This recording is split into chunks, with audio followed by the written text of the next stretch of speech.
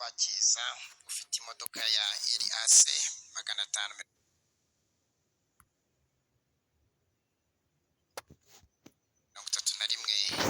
ya agiye gutanga inzira na LAF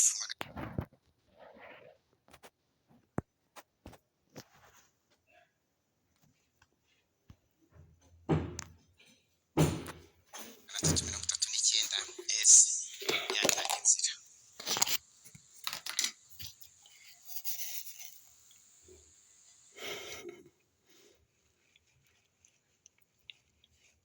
Isashimwe.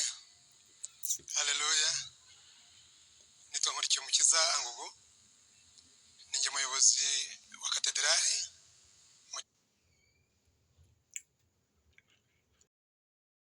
wa musaza. Wa Kamembe. Katedrali yacu yitwa twayitiriye Kristo Mwami. Ndashima Imana yaduhaye agakiza muri Kristo Yesu. Ndashima kandi abayobozi baduhaye akanya kugira ngo turye icyo tuvuga kuri mwene data Pastor Theogene inshuti muvandimwe wacu. Namumenye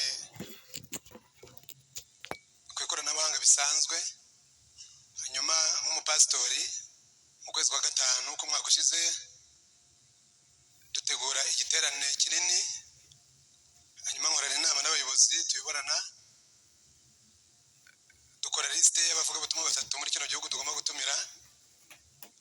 Plan A iba Theogene n'abandi 2, hanyuma abo twaturwa mu nama barambwira bati muhamagara tukira ahangaha utaza gutaha ukibagirwa. Ndabwo nta kibazo ndamuhamagara.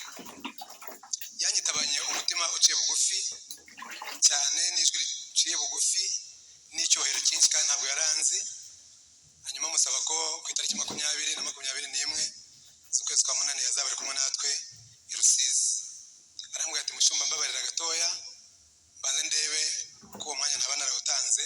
Hashize muri TV arahamagara arambwira ngo ayo matariki kwa gatanu nzaba ndi ku Gisenyi, ariko kwa gatatu no ku cyumweru ndahari nta kibazo.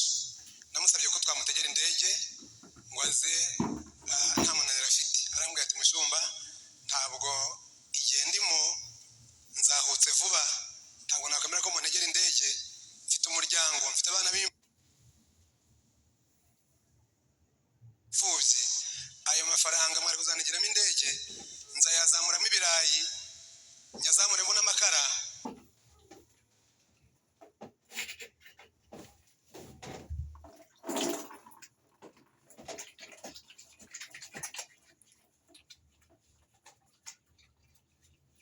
Ndebe ko abana Imana yampaye mu rugo bazabaho. Yaraje avuga ubutumwa, hakijijwe abantu benshi cyane. Uyu munsi muri katedrali yacu harimo abantu benshi bakiriye Kristo Umwami n'Umukiza, benshi barabatizwa, bamwe batangiye kujya mu makorari, abandi bari gukorera Imana mu buryo bugiye butandukanye. Twakomeje kuba inshuti njye nawe nk'umuvugabutumwa mugenzi wanjye. Hanyuma umunsi umwe arampamagara agiye Bukavu, asiga imodokari, tumubikira imodokari, ndamutwara mugeza ku mupaka, aragaruka tugomeza kuvugana. Namuhamagara kamwe ati urushaka kumbura nzaze ryari. Hanyuma ejo bundi mvuye muri siporo mu gitondo, n'umunsi wambereye mubi, nari mbere kuri za sasa n'izindi mbona Theogene yagiye. Mpamagara umugore ndamubwira nti mbabarira numvishe ibintu, undebere niba ndasinziriye. Nsinziriye basi nshimira Imana niba nsinziriye, ariko niba ndasinziriye umfate. Nza kumva ari byo, kubyakira birananira, kwagira urupfu rwa Theogene byarananiye, kandi murabona imyaka mfite. Naje kubyakira nimugoroba, ariko ari Imana ingisangiye irambwira mu mwana wanjye Alphonse humura, umugaragu wanjye namucyuye, komera. Ndabyakira, mugashimira Imana. Bavandimwe, Diyoseze ya Cyangugu y'Abangirikani, tubuze umukozi, tubuze umuvandimwe, tubuze inshuti. Ntabwo mwahombye mwenyine, natwe twahombye, kuko yari inshuti yacu, yari umuvandimwe wacu. Brother Theogene, rest in peace. rest in peace, much love, much respect. Mami ihangane, Imana irakuzi, Imana umugara wawe yakoreye ntabwo izakoreka, ntabwo izaguseka. Imana ibamugisha.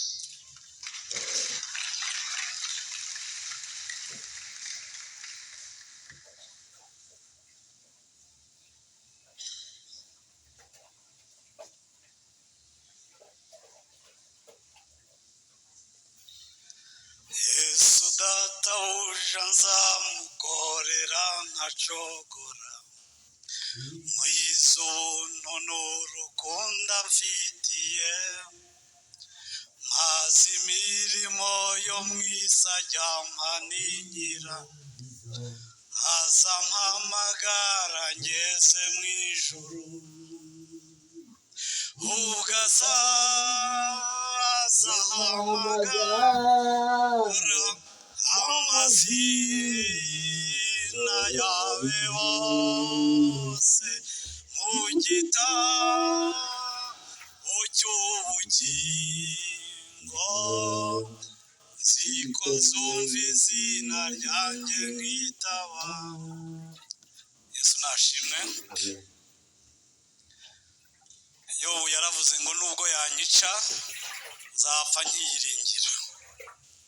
Aravuga ngo nubwo bimeze bityo inzira zayo nzazikomeza. Arangiza aravuga ngo kandi ni ukuri ntabwo nzigera nikuraho ubunyangamugayo. Turashimira Imana kubw'umukozi wayo Theogene.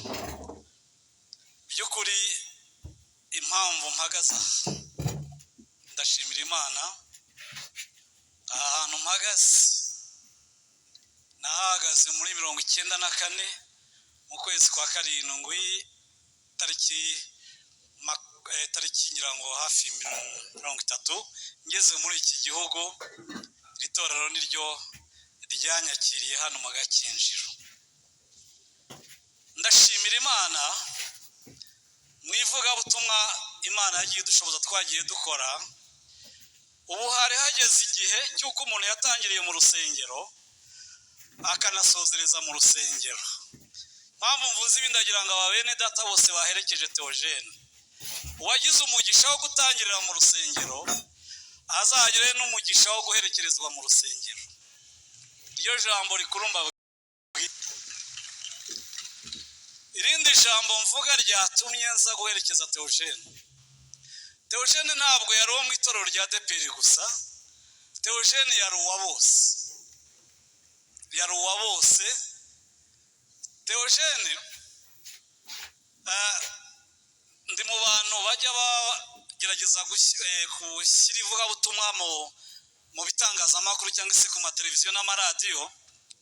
Ariko hari abantu bajya bigisha ngahita mfunga radiyo mwumva birandya mu matwi, mwumva ni nk'umuntu ututse undi igitutsi ku mubyeyi we bitewe n'uko bacurika Bibiliya yera. Ariko Theogene ari mu bantu nkurikirana ivugabutumwa rye nkagira inyota kuva atangira kugeza asoje, kubera ko avuga ijambo ridafunguye, kuko muri iki gihe abantu basigaye bafite ijambo bongeyemo amazi bafunguye ritakiri ijambo ry'Imana ry'umwimerere. Ariko Theogene yari umuvugabutumwa wuzuye. Niyo mpamvu bitantera isoni guhagarara ahangaha ngo mvuge. Hari abantu bataha ukabaherekeza gusa kuko ari abantu b'Imana, ariko ugatinya gutanga ubuhamya. Ariko nshimye Imana kuko ntatinya guhamya Theogene ko ari umuntu w'Imana.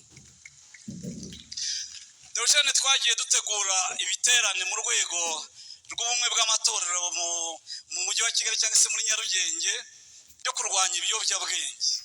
Theogene agategurwa nk'umuntu ubifitemo ubuzobere kubera yabibayemo, agatangamo ubuhamya cyangwa kwigisha, imitima myinshi igahinduka. Umuntu nk'uwo akwiriye guherekezwa nk'uko. Imana ihabwa icyubahiro. Theogene yari umukozi w'Imana utirebaho, urenga imbibe akareba n'abo yasize inyuma. Theogene yari umuntu usangisha ubutumwa. Nukuvuga ngo hari ubutumwa tugira bwo mu nsengero tuyobora, ariko hari n'ubutumwa usangisha abantu hanze batajya bagera mu nsengero. Theogene rero yari afite ubutumwa burenga imbibe zo mu nsengero, ahubwo bukabusangisha abantu aho baherereye kugira ngo ahubwo baze mu nsengero bavuye aho hanze. Iryo niryo vugabutumwa Imana idusaba muri iki gihe, kuko isi ifite miliyari zigera ku 8, uyu munsi ikeneye abantu bagira ivugabutumwa ryagutse. Imana ishimwe ko asoje neza. Arababaye n'ibyo, ariko aratashye n'ibyo, umuryango urababaye n'ibyo, ariko nubwo bimeze gutyo, umuryango komera, mukomere. Umubyeyi we yavuze numva ni umukristo, umugore we yavuze numva ni umukristo. Imana ibaho umugisha ko asize abakristo, kandi iri torero ringana gutya natwe turimo, turi kumwe, tuzabafasha mu byo dushoboye. Imana ibaho umugisha. Amen.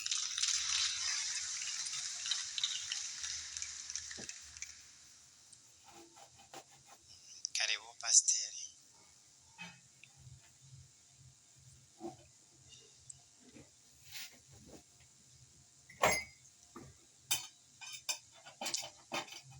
Yesu ashimwe cyane. Ndabashuhuje mu izina ry'umwami wacu Yesu, kandi mboneho uyu mwanya wo kubakomeza kubihanganisha inshuti n'abavandimwe, umuryango, by'umwihariko n'itorero, umushumba ndetse n'ubuyobozi bwose bwa ADEPR. Imana bakomeze muze umuntu w'intwari. Ndavuga gatoya, ntabwo ari uwanyu gusa. Umwami Yesu yakiriye, yatumye arenga kuba uwo mu itorero rimwe, ahubwo abo mu mubiri wa Kristo muri rusange. Turi hano rero kugira ngo tubihanganishe, tubakomeze, ariko tunatange n'ubuhamya n'ijambo ry'inkomezi cyarikomeza imitima abantu bose muri rusange. Nitwa Olivier Ndizeye, ni umushumba w'itorero Zion Temple Ntarama mu karere ka Bugesera. Theogene niho hantu ngira ngo cyitani cya nyuma yakoze mu minsi yashize, yagikoze ku wa gatandatu, ndabigarukaho. Hakizwa abantu 371.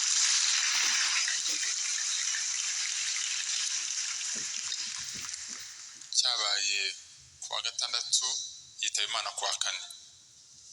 Ni icyumweru cyari kitarashira. Munyemerera ariko somera ijambo, bari barisomye ariko ni byiza ko nigarukaho.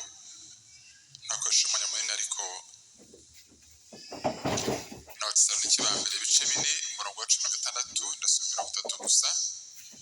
Kuko umwami ubwo azaza amanutse ava mu ijuru, aranguruye ijwi rirenga hamwe n'ijwi rya marayika ukomeye n'impanda y'Imana, nuko abapfiriye muri Kristo nibo bazabanza kuzuka. 17. Maze natwe abazaba bakiriho basigaye, duhere ko tujyananwe nabo tuzamuye mu bicu gusanganira umwami mu kirere. Nuko rero tuzabana n'umwami iteka ryose. Umurongo wa 18 ngo nuko mumaranishe umubabaro kubwirana ayo magambo. Amen. Ijambo ngira ngo wenda muze gusigana cyane nije mu wa 18 wa Paul yavuze ngo mumaranishe umubabaro kubwirana ayo magambo. Ngira mudamu wa Theogene, abashumba, inshuti n'abavandimwe muri ahangaha, nta kindi kintu gishobora kumara umubabaro w'umuntu wabuze we keretse kumubwira ko umwami Yesu yatsinze urupfu, azazuka, n'abamwizeye bose bazazuka. Umwanditsi yaravuze Pawulo ngo nimuvuga amagambo nibwo muzaba mumarana umubabaro by'ukuri. Ibindi bishobora kurangira, ariko aya magambo ya Pawulo niyo ashobora gushubya koroshya umubabaro mu mutima, no ku mwami Yesu yazutse. Ndi hano rero kugira ngo nshimire Imana b'ubuzima bwa Theogene twamenyanye mu minsi yashize, si igihe kinini cyari gishize, ni nk'umwaka. Benshi bamuzi kuri YouTube nyine yigisha, ariko igihe twahuriye mu kwezi kwa 6 umwaka ushize i Kanombe ahantu mu giterane twari bwigishamo twembi. Yigishije mbere ndagusoza, hanyuma ariho yigisha mu buhamya atanga, numva hari ibyo Imana yambwiye kumufasha gukora ku buzima bwe ndabikora nyuma y'igitero twigisha twembi turasuhuzanya duhana nimero twemeranya kuba inshuti turatandukana nyuma yaho mu by'ukuri ntabwo neza ubuzima bwite bwe cyane uko twahuye nyuma rero twaganira ubuzima bwinshi bwimbitse bw'ubuzima bwe ubwo benshi muzi ndetse n'ibyo twemeranyije gukora ku buzima bwe turabikora nyuma yaho twaje gutegura mbere y'igiterane twaje kuganira mbonye ko yakizeho yuko bamubaze bamukoreye operasiyo sineza ibyo aribyo ndamwihanganisha hanyuma twongeye kuvugana ansonera nyir'izindi byamayeho byose uko biteye hanyuma nanone numva iby'Imana bishyira ku mutima kumukorera turabikora ariko tuvugana ijambo rimwe rikomeye ngira ngo uyu munsi ubona ngarukeho cyane yarambwiye ati mushumba abantu bagara imbere y'abantu benshi dukora umurimo utuma tujya imbere y'abantu benshi tugira abafana benshi ariko nta nshuti tugira ngo tugira abafana benshi ariko nta nshuti tugira ndambwira nti nibyo koko abantu benshi baradukunda bashimye dukora n'ibyo tuvuga ariko iyo bigeze ahantu ukenera inshuti y'inkoramutima urayibura iyo babaye kenshi ubabara wenyine aribyo nsaba ko Imana uyu munsi dufasha gukemura niba Theogene ari inshuti abe inshuti ahari atanahari nibwo tuba inshuti nyakuri ndambwira Theogene humura rero iryo jambo ndaryumva njye nzakubera inshuti magara nzakubera inshuti magara inshuti irenze wowe inshuti y'umuryango wawe byarakomeje twe twaje kumutumira mu giterane twe dufite kirwanya cy'ubutumwa bwiza ariko turwanya ibiyobyabwenge numva Imana ishyize ku mutima ko nzamutumira ngira ngo n'umushumba twarabiganiriye muri office tujyana ibihe by'igiterane n'umwe n'amavuta baje kuvuga ubutumwa bwiza yegereje ndaza gushimira umushumba umushumbye umuhima yaje kumbwira ko asanze bigonganye na gahunda y'ivugabutumwa rindi yari afite mu majyepfo arambwira ati mushumba mu mutima urababaye yuko ntazaboneka kandi uri inshuti yanjye arambwira nta kundi bibaho ubahusha ubuyobozi n'abashumba bakuyoboye ibindi Imana izaca inzira haciyemo iminsi rwose ntangira gushaka undi mwigisha uzigisha kuri iyo teme yaravugaga ngo urubyiruko ruhindutse ruhindura sosiyete niyo ari teme tuba dufite hanyuma aza kumpamagara habura icyumweru kimwe ati mushumba ndaguhamagaye n'umutima uciye bugufi yoroheje cyane nkubwire ngo umbabarire ko nasaga nk'agutengushye ariko ntibwira mu bushake bwanjye nagomba kubaha ubuyobozi bwanjye Theogene afite umutima woroshye uciye bugufi kandi wumvira ubuyobozi bwe arambwira ati ariko Imana ikoze igitangaza mbonye kuriya munsi tariki 17 nzaboneka ati rero ni ukuri niba arabonye undi uzakomeza umwigisha ufite ariko numva nshaka kubahuka ku mutima nkakubwira ko mbonetse noneho nushima kunkoresha havuga ubutumwa bwiza nzabikora nezerewe ariko niba arabonye n'undi ni ukuri umutima wanjye urakeye yuko ntagutengushye ahubwo noneho mbonetse ibyo bintu byashenguye umutima wanjye narabuze Mana abantu nk'aba bacyubaha Imana n'umurimo wawe baracyabaho bambwira pastor rwose imiryango irafunguye umpamagaye mu gihe gikwiriye niyo ntarabona undi kandi nashatse undi numva ukwiriye nkawe sinamubona none uzaze umutima yaranezerewe kumva afite umutima umeze utyo simbutse gato ku bugotandatu mu gitondo saa 3 Theogene yarangezeho hari isiganwa ry'amaguru Run for Jesus Theogene arazinduka mu gitondo guhera saa 3 mu kavuyo kenshi kabirukanka kabahuruye agumana natwe ajya kumufana mu muhanda nawe ukazimuka mu bafana niko bacensi niko basuhuza babana nyine bavuga no ku mihanda niko basuhuza niko bahobera mu kanya Theogene aza kuvuga ubutumwa bwiza Theogene yarabwirije dufite ubutumwa bwiza umuntu ku muntu igiterane hakijwemo abantu 371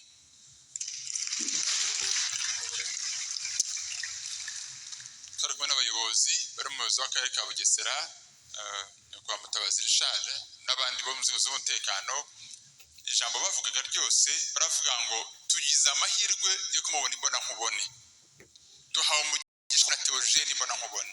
Reka mvuga amagambo bavuze.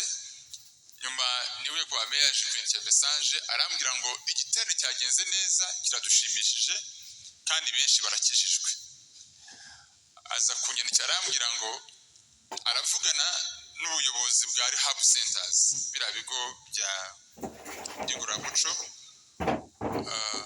Ni message yari yandikiye umuyobozi ati uyu munsi twati ku giterane cy'ivugabutumwa kirwanya ibiyobyabwenge, Theogene yabwirije abantu benshi barakizwa.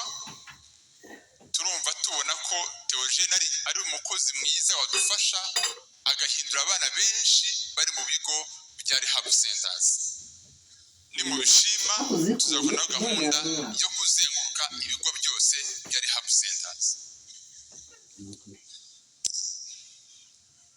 Menya ko Theogene yavuye mu mubiri mu by'ukuri n'abajeje Imana ibintu byinshi.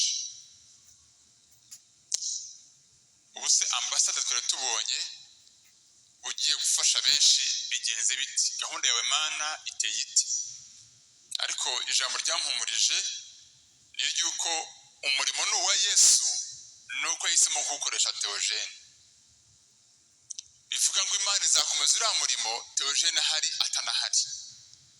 Ariko mbwira umudamu we Asiya mubwire ngo humura komera, Yesu winjiye muri Theogene we aracyari muzima nubwo Theogene adahari.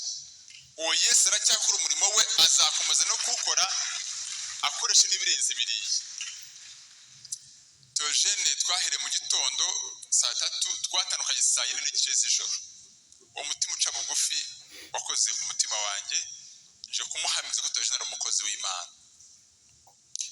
Byagize mbere ko tukomeza igiterane, madamu yaje kumpamagara arambwira ati pastor nuba nifuza ko Theogene tumwakira mu rugo. Theogene twayibonye mu giterane mu gitondo, dukomeza mu rugo turasangira, tujyana mu cyane mugoroba arongera arigisha. Nanone tubona abantu bagera kuri 21 bakizwa bakira umwami Yesu biyongera kuba mu gitondo. Reka nihute kugira ngo nsoze. Theogene igiterane cyararangiye kwa mbere, ku cyumweru kwa mbere nabyukiye mu bindi biganiro, mvuye mu kiganiro ntashye saa 6 ndamuhamagara umugeze ubutumwa bw'itorero.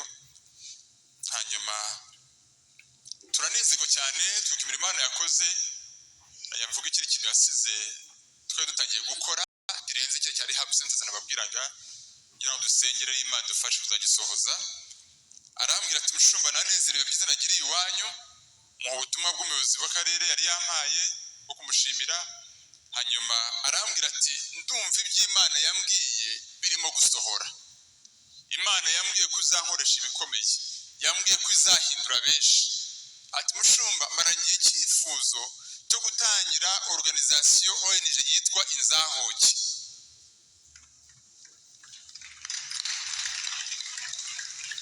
Ati ndumva Imana itangiye kubikora, nabonye Imana ishaka kunkoresha ibintu ariko nabuze cyane binyuzamo. Ati ejo bundi muretse guhura n'umuntu n'inshuti yawe ubwambwiye Nikodemo, bashobora aramuzi Nikodemo Peace. Arambwira ati nawe n'umuntu n'inshuti yawe ambwira ko wambuze. Ati twaganira ibigendanye na Brazil, twaganira ibigendanye nuko natangira ikigo gifasha babana mbana nabo n'abandi bari kure yabo. Ati numvaga Imana ibishyira ku mutima ariko mbonye ko n'imiryango n'imiryango ifunguka y'iyo mirimo. Ndambwira Theogene Imana iguhumugisha rero, humura nanjye ndahari nzagufasha. Nkora umushumba ariko nkora mu kigo umuryango utegamiye kuri leta ONG, registration za NGO ndazizi zikoramo. Ndambwira humura, icyo tegura gahunda tubonane mu gitekerezo tucyandike tujye mu RGB gukora registration. Theogene twebonye kuwa kabiri ndagomba kujya mu majyepfo, hava ku gatanu arambwira ufite abashyitsi ngiye kujya kuzana kuwa gatanu nimvayo tuzahure ubiganirize sheri wanjye. Nuko yambwiye ati tuzahura na madamu tubiganire, duhuze ibitekerezo, udufashe kubishyira mu nyandiko tujye muri RGB kwandika. Twavuganye kuwa kabiri.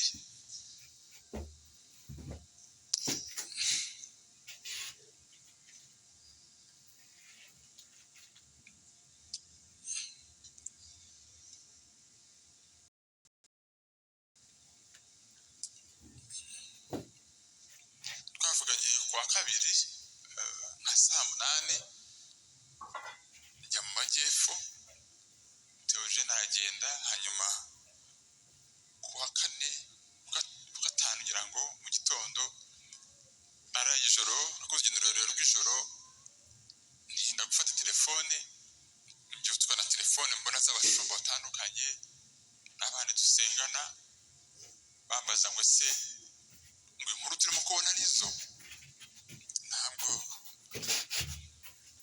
nabisingiriye nabanje kwibeshya ko wenda ari inkuru nahise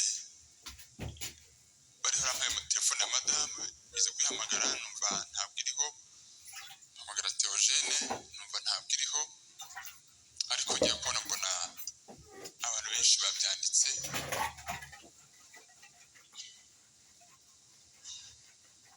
ntabwo ko Theogene yavuye mu mubiri nuko Imana yemeye ko bigenda igisonero cy'umuntu nyine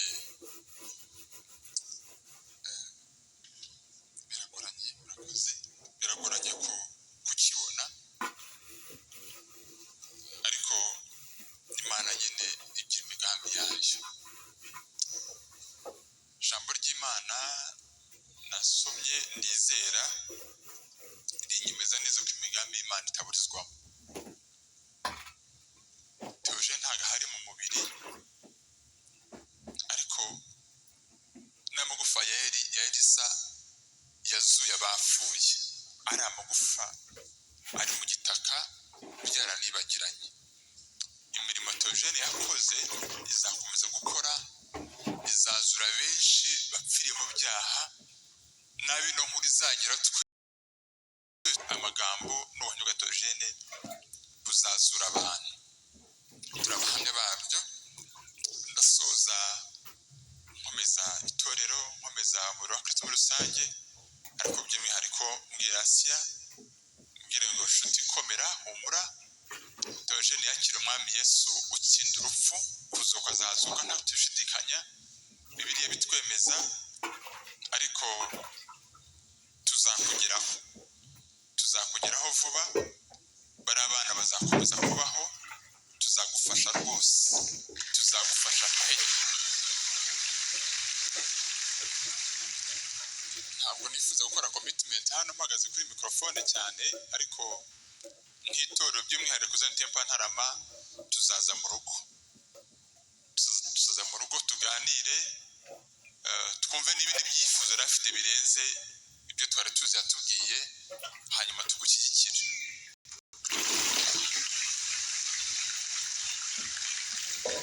Ikintu cyoroshye kitaremereye cyane dushobora guheraho nuko bari abana ntawe uzigenerwa kwifuza duhari bariya bose 20 na bangahe ntawe uzanirwa kwifuza duhari.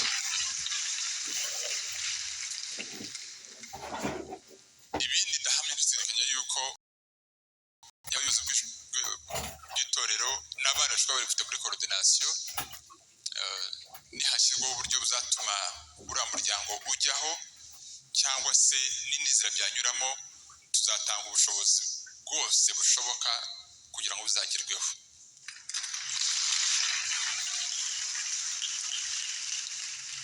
Ubufasha mu bwenge mu mafaranga na tekinike tuzabafasha. Ubwo ndahamya ko tuzagira amahirwe no kuganira n'uburyo umudamu we yabigumana.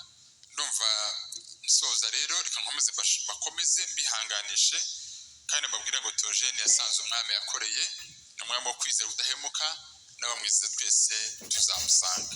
Imana ibahe umugisha.